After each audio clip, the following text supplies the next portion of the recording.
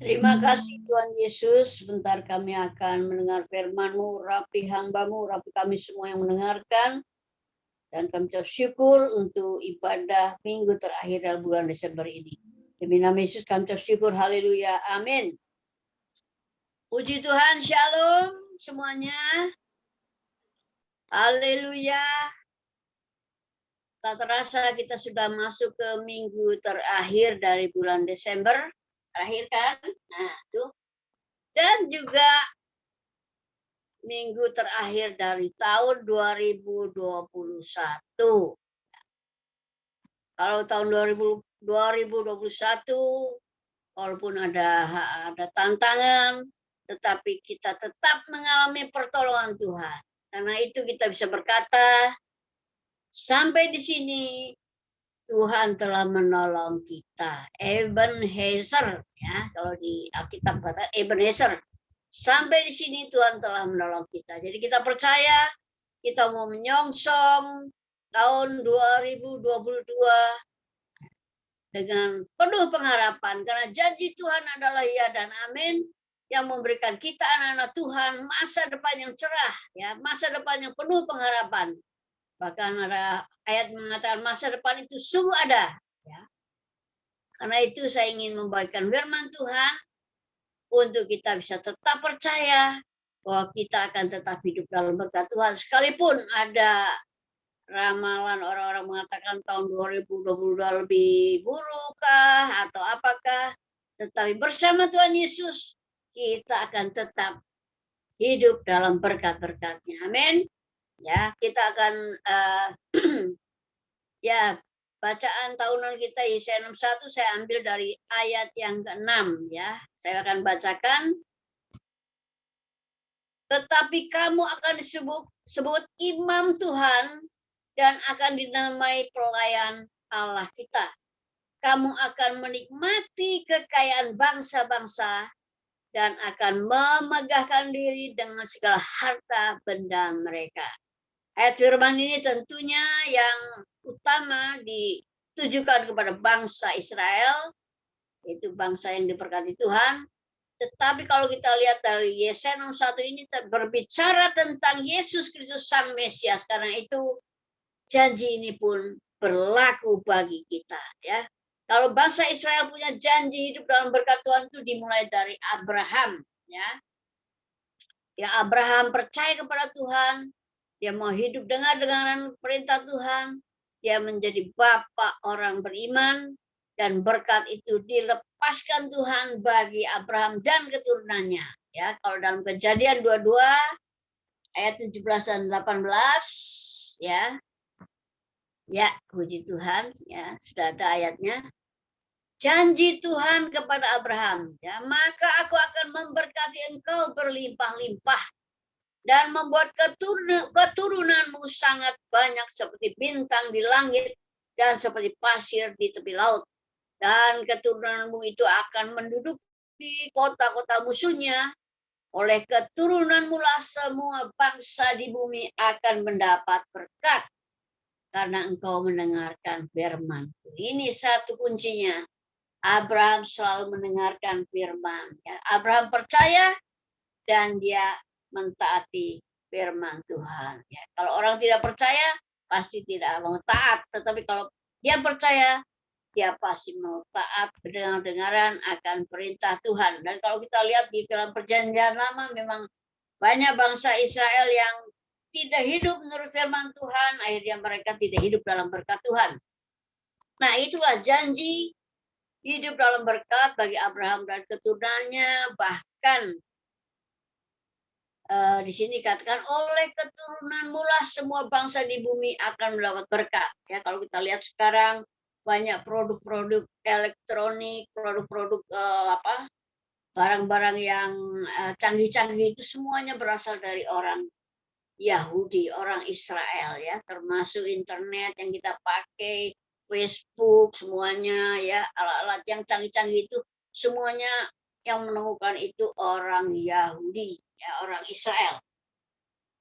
Nah, kemudian janji diberkati juga ulangi dalam kitab Ulangan 28. Ini satu ayat yang terkenal ya, Ulangan 28. Dipanjang ya. Saya akan bacakan beberapa saja ya. Ini janji Tuhan kepada orang Israel ya. Jika engkau baik-baik mendengarkan suara Tuhan Allahmu dan melakukan dengan setia segala perintahnya yang kusampaikan kepadamu pada hari ini, maka Tuhan Allahmu akan mengangkat engkau di atas segala bangsa di bumi. Segala berkat ini akan datang kepadamu dan menjadi bagianmu. Jika engkau mendengarkan suara Tuhan Allahmu, diberkatilah engkau di kota, diberkatilah engkau di ladang, ya, diberkati buah kandungan, hasil bumi, hasil ternak, ya, kambing dombamu, bahkan bakulmu, tempat adonanmu, semuanya diberkati. Keluar masuk diberkati, ya. Jadi bangsa Israel yang mau mendengar-dengaran kepada perintah Tuhan, hidupnya pasti akan hidup dalam berkat, ya. Dan ini dibuktikan dari Ishak, ya, ketika dia mau dengar-dengaran suara Tuhan, dia tidak lari ke Mesir, dia menabur dan dia memperoleh hasil yang luar biasa, dia menjadi kaya, bahkan menjadi sangat kaya. Nah, sekarang kita akan kita sebagai orang percaya dalam Kristus, kita pun punya janji-janji berkat. Ya. Jadi orang yang percaya dalam Kristus itu hidup juga di dalam berkat, karena kita termasuk orang Israel rohani ya. Kita akan baca mulai dari Galatia 3 ayat 13 sampai 14. Ini ada hubungannya dengan Abraham ya. Nah, oke, yang 13 ya. Nanti saya akan bacakan juga yang 14. Kristus telah menebus kita dari kutuk hukum Taurat dengan jalan menjadi kutuk karena kita. Sebab ada tertulis, terkutuklah orang yang digantung pada kayu salib. Yesus Kristus telah membuat ini supaya di dalam dia berkat Abraham sampai kepada bangsa-bangsa lain, sehingga oleh iman kita menerima roh yang telah dijanjikan itu. Jadi kita yang sudah percaya dan hidup di dalam Kristus, Kristus sudah menanggung segala kutuk, termasuk kutuk kemiskinan kita di kayu salib. Ya. Sehingga berkat Abraham boleh kita terima, dan supaya meterainya Tuhan memberikan kita Roh Kudus. Artinya kita adalah orang yang berhak hidup diberkati. Ya. Ada satu ayat lagi ya, yaitu dalam 2 Korintus 8 ayat 9. Ya. Nah, juga ada ayatnya. Ini juga ada hubungannya dengan tadi ya. Ya, sudah perhatikan benar-benar. Ini berkat-berkat, bukan berkat rohani, tapi berkat materi. Karena kamu telah mengenal kasih karunia Tuhan kita Yesus Kristus, bahwa ia yang oleh karena kamu menjadi miskin,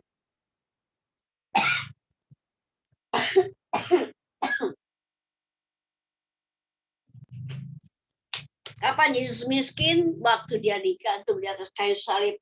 Dia nggak punya apa-apa, dia miskin, telanjang. Dia menanggung kutuk kemiskinan. Sekalipun dia kaya, karena semua isi bumi ini dia yang ciptakan, dia yang mempunyai ya. Supaya apa? Dia menanggung kutuk kemiskinan itu supaya kamu menjadi kaya oleh karena kemiskinannya. Ini satu fakta rohani bahwa orang yang percaya dalam Tuhan Yesus boleh hidup dalam berkat-berkat Tuhan ya. Jadi ini satu kebenaran yang kita harus pegang teguh ya. Kemudian ada satu ayat lagi ya. Ini juga tentang berkat ya. Pasti hafal kalau ayat-ayat berkat ya. Filipi 4 ayat 19 sampai 20 ya. Nah, itu sudah ada.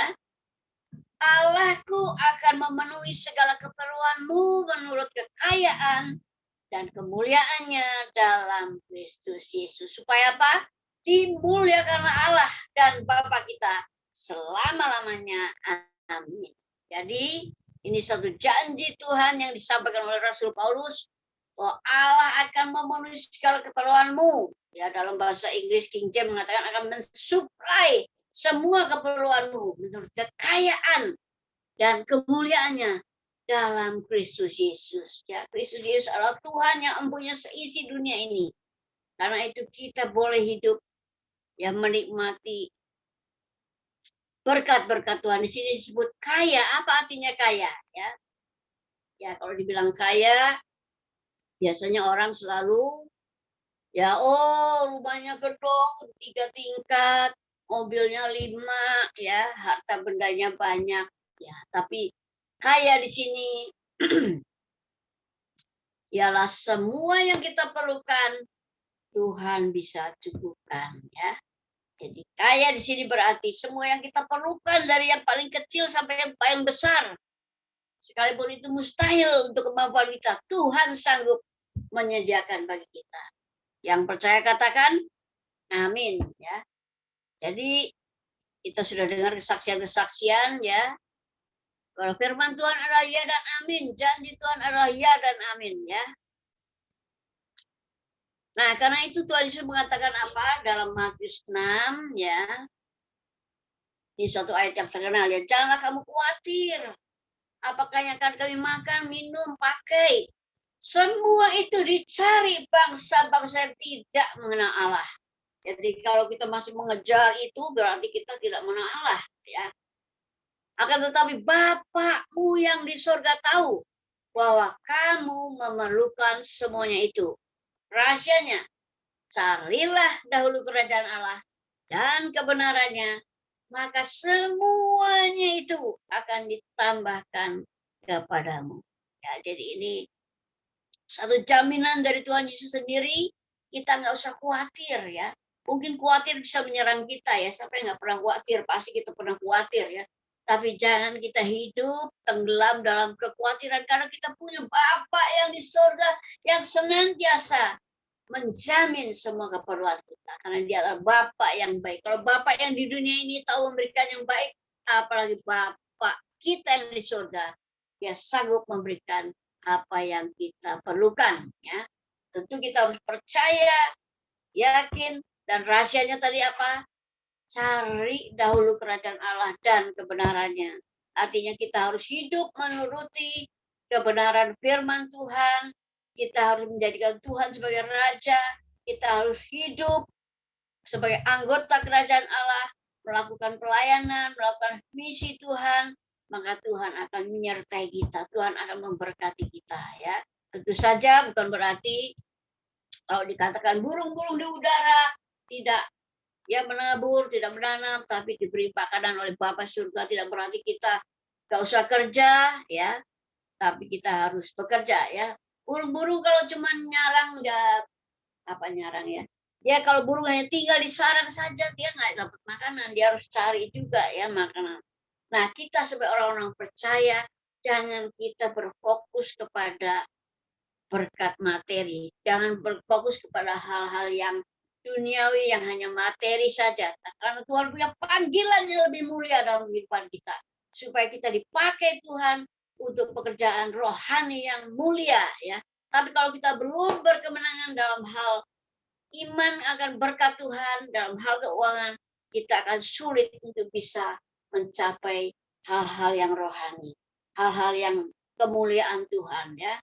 Kita akan sulit untuk bertumbuh iman rohani kita kepada hal-hal yang lebih lagi kalau soal iman materi ini kita belum berkemenangan. Karena itu kita harus berkemenangan dalam hal iman kepada berkat materi ini supaya kita bisa dipulihkan Tuhan, diberkati Tuhan, kita bisa dipakai Tuhan, kita bisa dibawa Tuhan dari kemuliaan kepada kemuliaannya, kita menjadi saksi Tuhan, dipakai Tuhan dengan luar biasa, ya.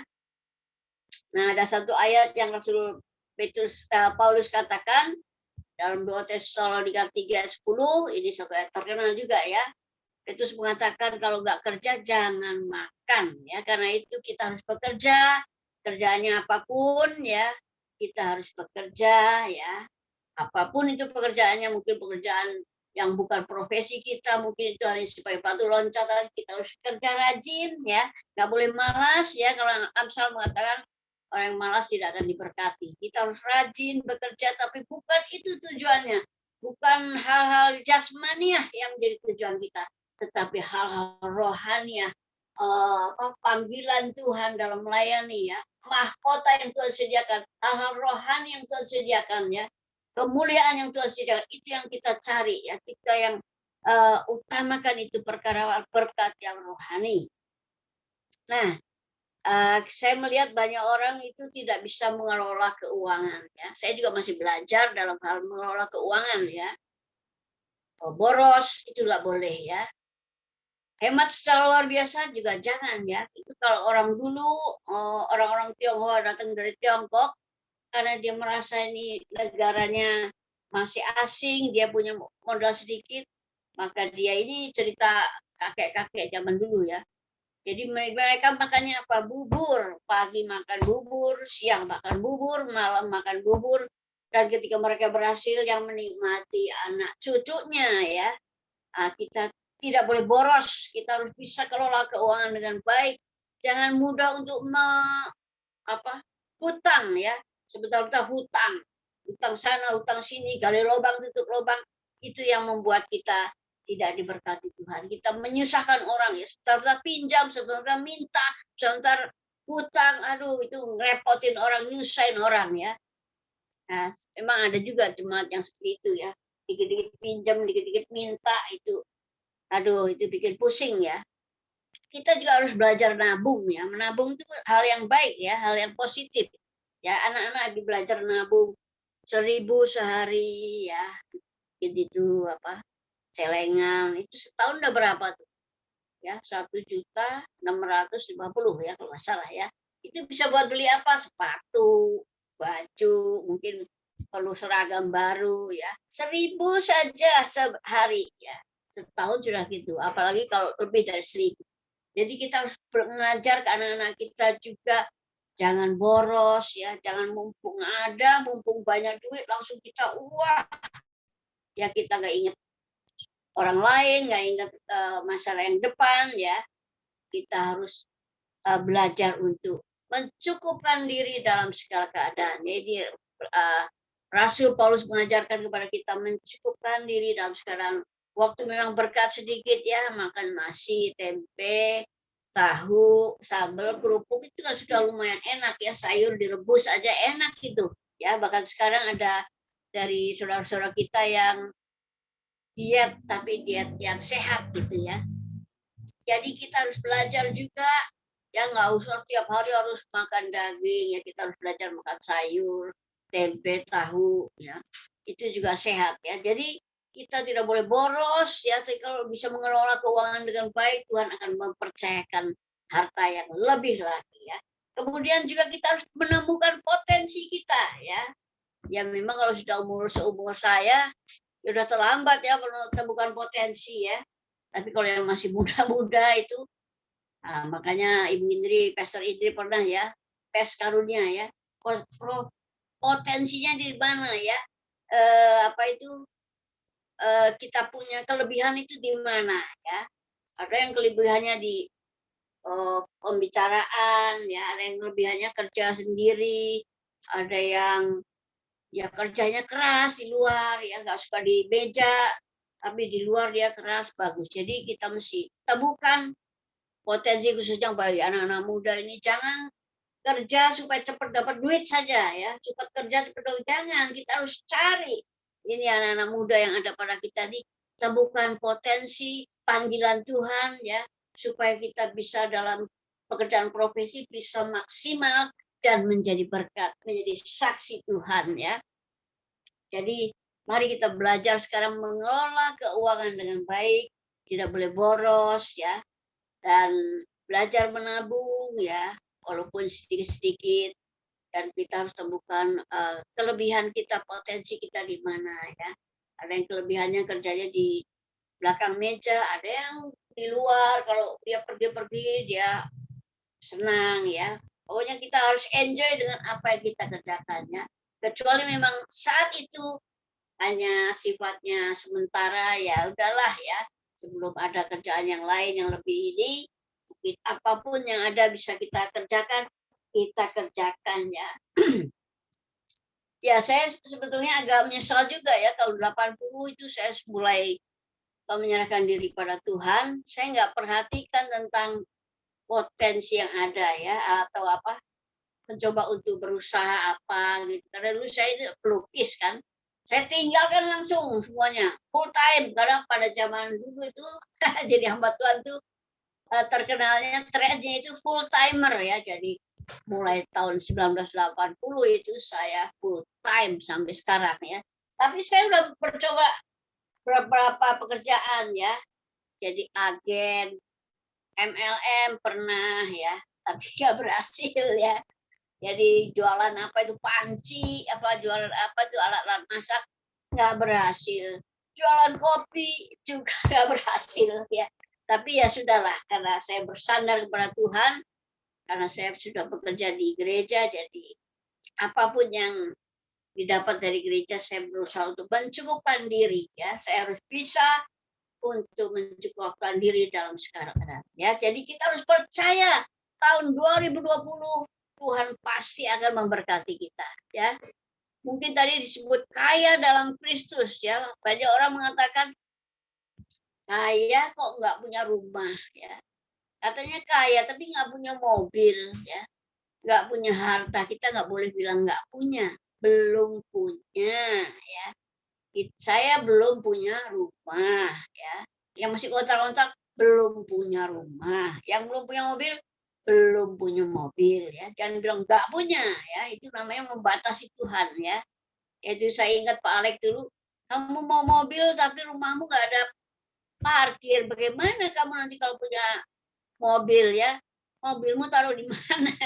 Jadi kalau mau mobil harus lu punya rumah, ada tempat parkirnya ya. Kecuali di rumah saya ini ada orang yang punya mobil ya, nggak ada parkir. Tapi parkirnya di parkir bersama ya, ada orang yang punya lahan tanah, disitulah taruh mobil-mobil itu. Jadi parkirnya parkir bersama situ. Jadi kita harus percaya anak-anak Tuhan pasti akan hidup di dalam berkat-berkat Tuhan, karena ini adalah janji Tuhan, sehingga kita tidak akan khawatir dan tidak akan hanya terfokus kepada cari duit ya.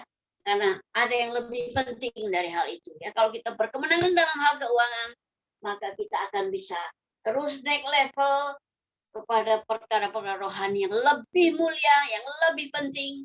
Dan untuk itulah kita dipanggil untuk kita bisa menjadi berkat dalam hidup ini, untuk kita bisa menerima semua berkat-berkat rohani yang Tuhan siapkan. Nah,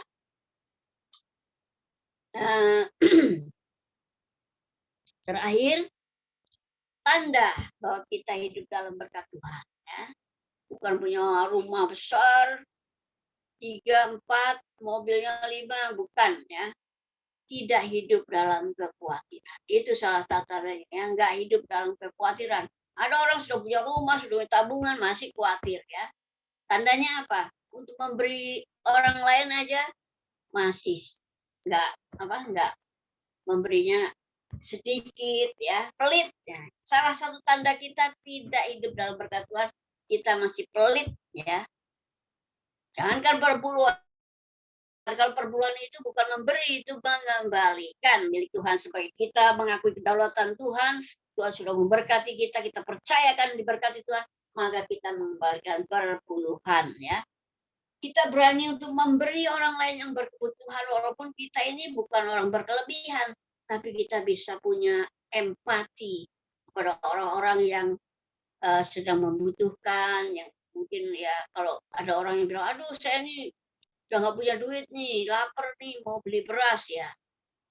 Kalau itu saudara kita atau itu tetangga kita, pasti kita akan memberi ya, karena kita hidup di dalam kasih Tuhan ya. Kita tidak hidup dalam kekhawatiran dan kita bisa bersyukur. Yang kedua, bersyukur atas berkat Tuhan. Seberapa banyak pun ya, mungkin bukan wah melimpah, tetapi berkat berapapun kita bisa mengucap syukur, kita bisa menikmati ya. Dan apa yang kita perlukan Tuhan pasti sediakan ya. Kita jangan suka utang sana, utang sini, pinjam sana, pinjam sini ya, minta sana, minta sini. Itu namanya mengandalkan manusia. Kita tidak akan diberkati kalau kita mengandalkan manusia ya.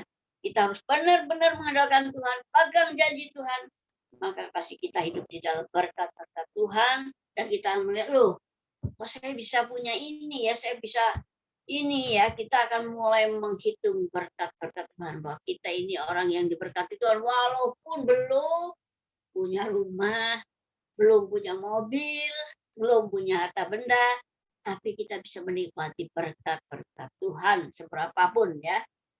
Dan salah satu tandanya tadi yaitu kita berani memberi kepada saudara kita yang membutuhkan ya. Seperti ini ada Pak Romo yang sudah nggak bisa bekerja, sudah tua, sudah nggak bisa berjalan. Ada beberapa dari saudara kita yang ini saya titip nih buat Pak Romo ya. Karena ya rumahnya sih ya lumayan lah ya, tapi kerjaannya itu anaknya cuma bekerja buka warung ya, jual kopi, yang kopi itu kan berapa orang doang ya. Dan di situ minum sambil ngobrol, sambil main kartu ya. Jadi ya mau dapat uangnya berkatnya pasti ya sedikit lah ya, tapi puji Tuhan masih bisa berusaha. Nah, jadi mari tahun 2022 ini apapun berita-berita yang menakutkan, kita percaya kita punya Bapa di surga yang senantiasa memberkati kita, menyuplai semua yang kita perlukan. Kita nggak usah khawatir, apapun yang kita kerjakan pasti Tuhan akan memberkati dan kita akan bisa menjadi saluran berkat bagi yang lain juga, sehingga kita menjadi orang-orang yang beriman, yang diberkati Tuhan, dan rohani kita juga akan terus bertumbuh ya. Kalau kita belum berkemenangan dalam keuangan ini, ya masih pikirannya fokusnya uang, uang, uang, uang. Kita nggak mungkin akan melihat perkara-perkara yang besar, yang mulia, yang rohani, yang Tuhan sediakan, yang dahsyat ya. Kalau kita belum Sekitar firman Tuhan cukup sampai di sini. Tuhan Yesus memberkati. Saya serahkan kembali kepada Pastor Poppy Seleki.